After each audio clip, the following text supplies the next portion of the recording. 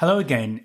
In this podcast, I'm going to talk about blur, not the pop group, but what happens when you take a photograph.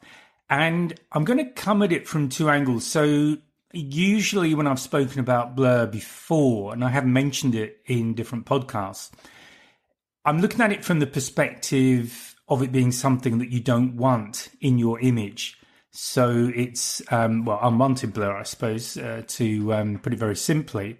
However, once I've gone through that, I also want to flip things around and look at blur as a creative element of your photography. So it's one of the reasons for doing this podcast is that I really want you to start thinking about the aspects of photography that can be regarded as a problem. So things that turn up in your photos unwanted, and that's fair enough. If you don't want them, you need to know how to get rid of them. But equally, those elements, whatever they are, can also be used in a creative way to create images that are different, that stand out from the rest. And it might give you ideas and perhaps a new avenue or another creative direction where you can take your photography. So that's really why I want to talk about blur from those two perspectives.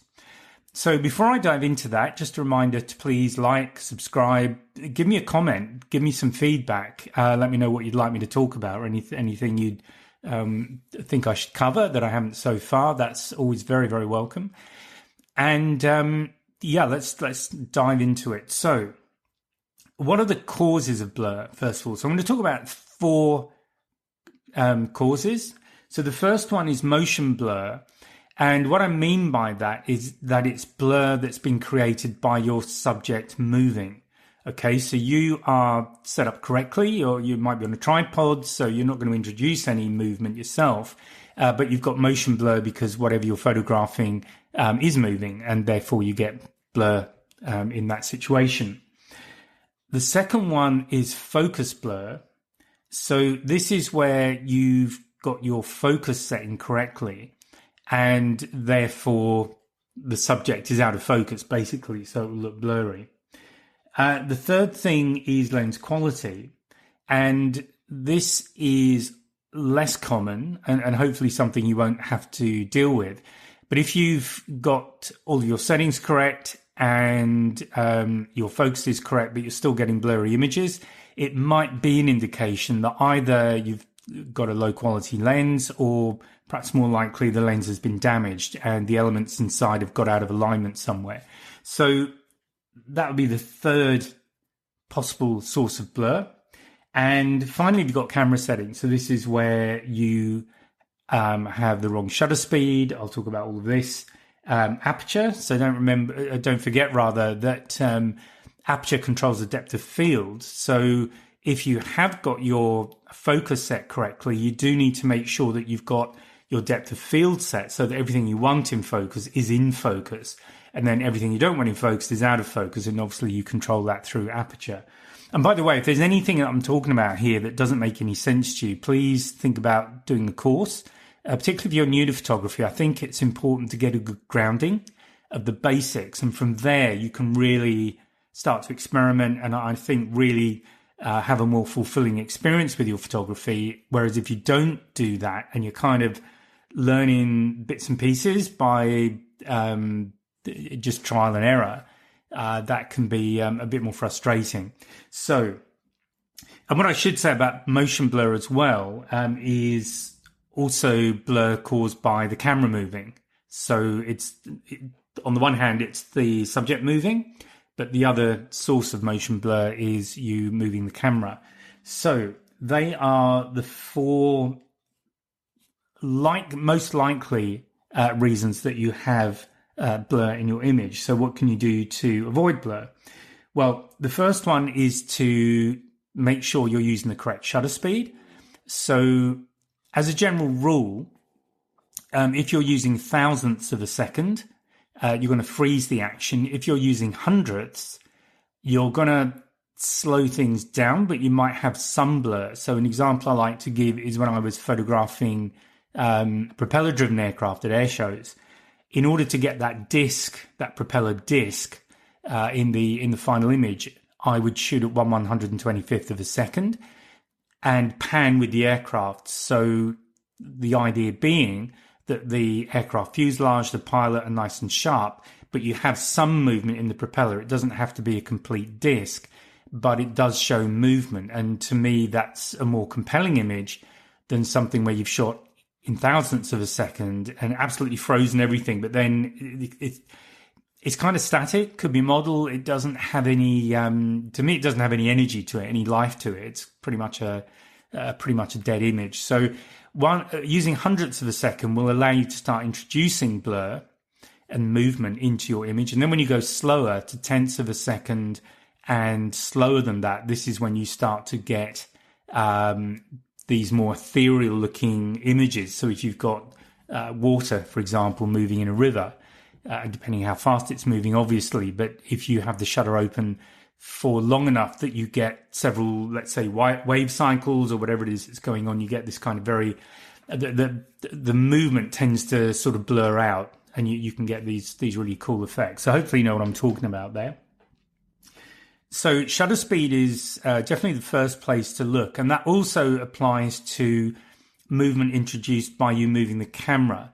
So if you are, I'm assuming that you're going to be hand holding your camera, and the general rule, this will differ from person to person a little bit, but the general rule that is used to determine how low a shutter speed you can use and still happily handhold the camera is to basically put one over the focal length of the lens. So in other words, if you have a 100mm lens on your camera, then the slowest shutter speed you should be able to comfortably shoot with, or you should at least be able to get down this low and possibly low, but it would be 1/100th of a second. So it's just one over the focal length. And again, if it's a 50mm lens, then it would be 1/50th of a second. So that's just the general guide. It will depend how steady you are. There's also techniques that you can use with your breathing to allow you to go quite slow and still hand hold the camera without introducing movement, but that's all part of it. So shutter speed is the first one to look at. Secondly, to avoid movement if you are having to use slow shutter speed, so that could be in low light situations, or you deliberately want to introduce blur, so I'll come back to that, but that's to use either a tripod if you have one, or to stabilize the camera somehow. And I'll talk about different ways I do that if I don't have a tripod with me, because I actually don't have a tripod with me that often. So when I do shoot in low light situations and I want something in the image to be still and not moving, not necessarily my subject, but there are things you can use to just keep everything nice and steady. So we'll come back to that. If you have image stabilization in your lens, then definitely have that switched on. So this could be another issue. If you have got your shutter speed correct, your focus is correct, make sure you've got image stabilization on the lens. That would generally remove things like any shake you might introduce. But if you've got it on your lens, some of the particularly the newer systems, some of them are really effective. So do make use of that. And the reason I say that is that it does allow you to shoot and get good results at lower shutter speeds. And when you start getting down to lower shutter speeds, that does open up a whole other sort of raft of creative options that you have. And then finally, just make sure you're in focus, whether that's a manual focus or autofocus. And if it's autofocus, make sure you understand how your AF system works and how the camera decides what it needs to focus on. So I'm not going to go into AF systems in this podcast, but I do recommend that you understand yours. Again, this is something that I cover in my course. I cover it in workshops when I run those from time to time. So these are important basics to understand. It's like understanding the camera is your tool. And if you don't understand how it works, you're going to struggle. You might get good results, but it's more down to chance in most instances than actually consciously knowing what you're doing. And the reason that consciously knowing what you're doing is so important is obviously so that you can repeat it and you can vary it, and then you can expand your creative options. So that's something that I definitely encourage people to do. Okay, so other things to think about are just looking at whether or not you have the correct equipment. So is the lens that you're using suitable for the scenario that you're shooting? And one example of this is if you do want to use depth of field creatively, one thing to really understand is that depth of field is more controllable in terms of the final image on a longer lens than it is on a shorter focal length lens, so wide angle lens. What you're likely to find in, certainly as you go wider, as you go for a shorter focal length, is that most of the time everything will be in focus almost regardless of what aperture you set. Whereas if you go to a long telephoto lens, say 300, 400, something like that, even a 200, you will get you've got quite a lot of control over exactly what stays in focus in front of and behind your subject. So the lens definitely is something to be conscious of when you are thinking about how to use blur and have things out of focus. Obviously, you need to just be aware of your gear. I mean, if you are shooting at slow shutter speeds a lot, then it's definitely worth investing in a tripod. It may even be worth investing in one of these gimbal systems. So if you are trying to focus something, follow something rather, and keep it in focus, this would obviously apply equally to movie situations, probably more so to movie than stills, but nonetheless, it definitely has a place with stills. So you might want some sort of a gimbal system which will take out a lot of the movement and keep. In fact, some of the new systems are really good because they can lock on to the subject once you've identified what the subject is. So it might be someone's face, for example, and then it will just keep them focused and keep them sometimes in a particular part of the frame as well. So it depends on the system you're using. So if that's the kind of thing that's relevant to you, do have a look at that, because it's definitely worth understanding what's out there and how you can use the technology to help you to get better results more often. And then it comes back down to the basics, like making sure things are clean, the sensor's clean, the lens, that kind of thing. Because obviously, if you get dirt and grime everywhere, that's really not going to help your photography at all. Something to be aware of as well: in some packages with post-processing, you can recover blurry images to a point. So you can sharpen images, so things like Photoshop allow you to do that. If you have a bit more money and you shoot a lot of images, you might want to think about something like Topaz Labs. They do a number of software packages that are designed to sharpen up images, so you can recover an image. It might be just one of those shots that you got, but the focus was a little bit off, and it just gives you that opportunity to sharpen it. So Sharpen AI is the package that I use, and it's one of 3 that I use with Topaz Labs when I'm basically preparing images to go onto the website for sale. Also, just be aware of the conditions that are more conducive to blurring, let's say. So this is definitely anything low light, essentially, because obviously once your light levels start to drop, you need to compensate somewhere, and it might be by pushing up ISO. But it might also be by using a slower shutter speed. And obviously, using a slower shutter speed means that you're more likely to have blur of some sort in the image. Weather conditions are another factor. So some weather conditions will reduce the amount of light anyway. So for cloudy days, actually, for things like portraits, give you really nice even light, but it's a lower level of light than you get on a sunny day, but also without the hard contrast difference. So again, just be aware of that. Strong wind does depend exactly how strong it is. I mean, if you're in danger of being blown away, then I really wouldn't recommend you going out and shooting. I would leave that for another day. But definitely, if you've got gusty wind, it can just knock you a little bit. It can blow the camera a little bit. Even on a tripod, you can get a bit of movement. So just be conscious of that. And then the other thing is just to be aware of the contrast available, because autofocus does require or depend on a certain level of contrast, so it can identify elements within the what's on the viewfinder. So if you've got very low contrast or very low light, it can be it can actually stop the AF working properly. And I've certainly come across this on photo walks, and I was doing them in Sydney when we were doing them at night. And what I would tend to do was just try and find something that was well lit and approximately the same distance from me that my subject was.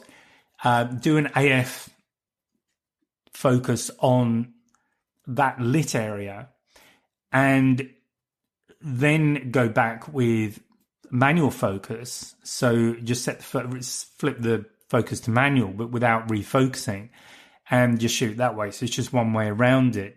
And obviously, if you are able to use and you've got enough light to use an aperture that gives you a bigger depth of field, that's another safety factor. So these are just things to be aware of. So having spoken about blur as more something that's a problem, which is sort of where I'm coming from on this part of the podcast anyway, I want to talk about how you can use it positively in an image. So I've already given one example, which is the photographing aircraft and deliberately using a slower shutter speed, so a speed that doesn't freeze everything but allows some movement to come in.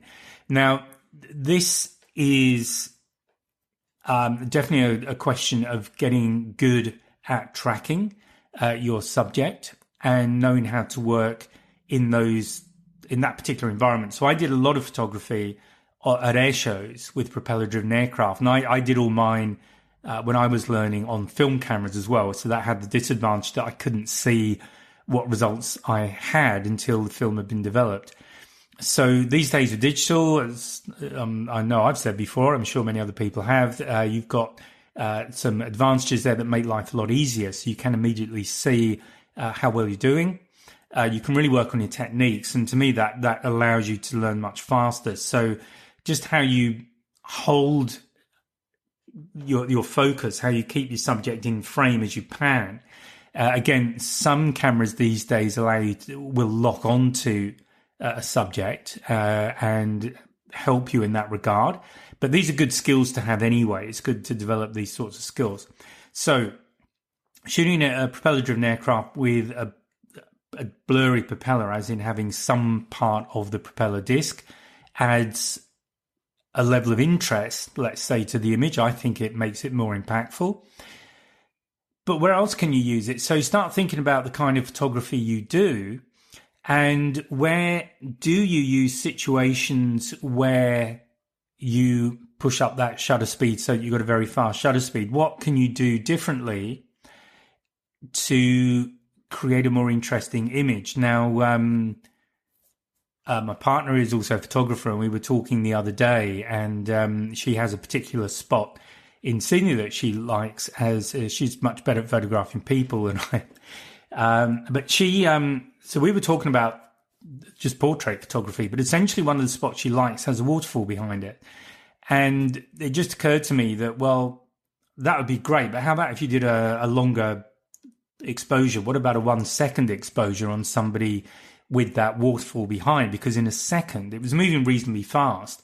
So you'd get that blurred movement. Now, it does mean that your subject just has to hold their position for a second. And the way I suggest doing that is to just run through it with them. So it's just holding that position for 1/1000, or you could do even try 1/1000, 2/1000. The thing to do, though, is to get them nice and comfortable to start with. And I like people to focus on a point. So I will find something in their eye lines. You might want them looking at the camera, which is fine. Or you might want them looking out of frame, in which case find something that they can focus on. And you can count out loud with the 1/1000, 2/1000. But having something to focus on allows them to literally focus on it, and then they're not thinking so much about moving. And I think the chance you're more likely to get a good photograph.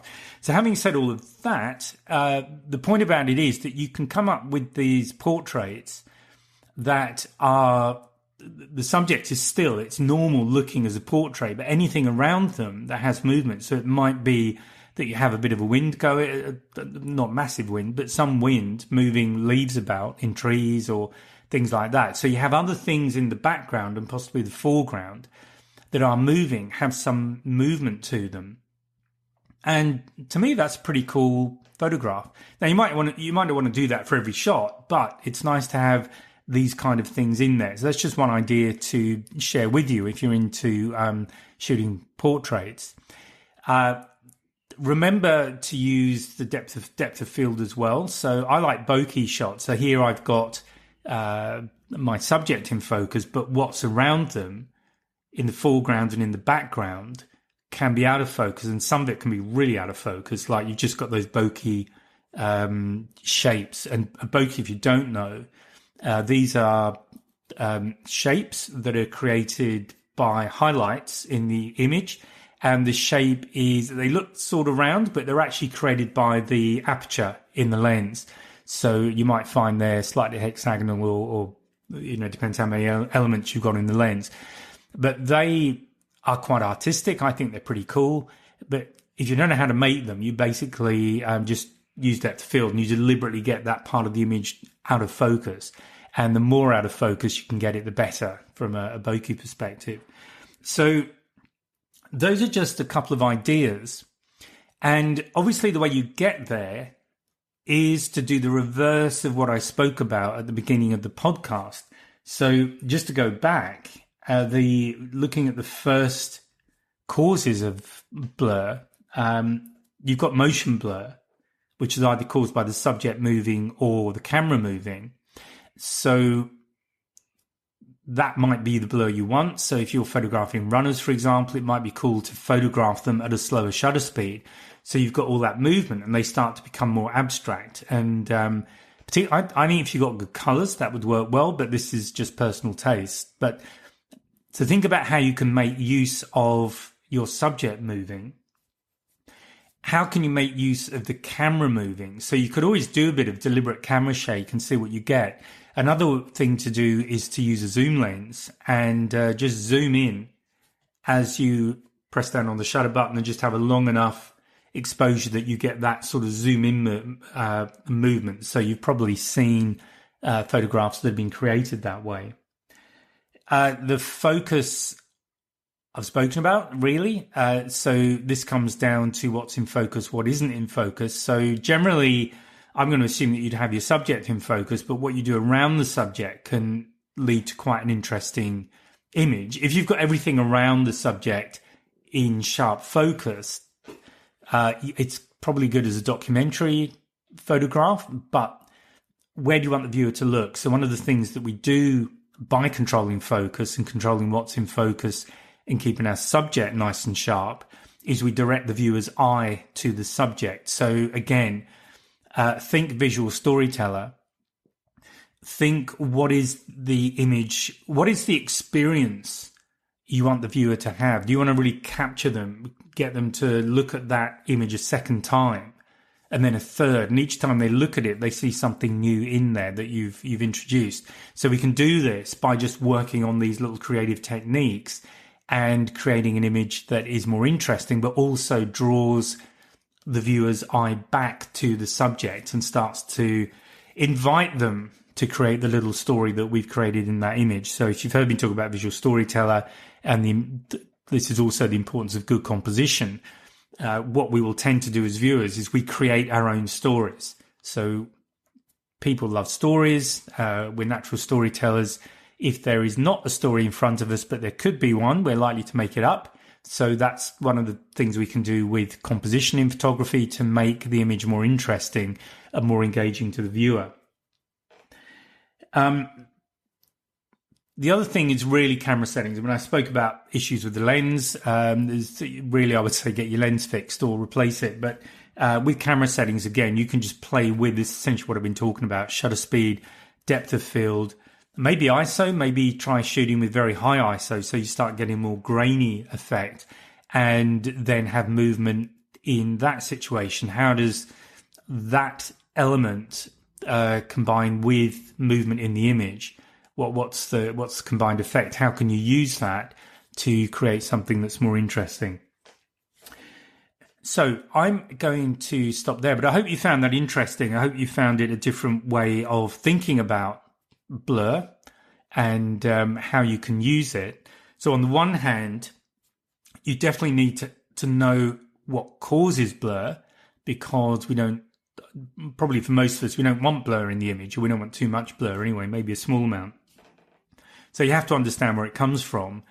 But equally, knowing where it comes from, it means that you can introduce it deliberately, and then that starts to open up different creative avenues. So maybe that's given you some ideas. Drop me a comment. If you want to share something, that would be great. And thanks very much for listening. And I am going to leave you now. So I'll speak to you in the next podcast. Bye now. Well, I hope you enjoyed that. Now, I just want to say thank you for tuning in and joining me in the Wildlife and Adventure Photography podcast. If you have enjoyed today's episode, please give me a like, a subscribe, maybe tell your friends, and by all means leave a comment. And if there is a subject you would like me to cover in the future, please let me know, and I'll be very happy to do my best. So thanks again for joining me, and I look forward to seeing you again next podcast. Bye for now.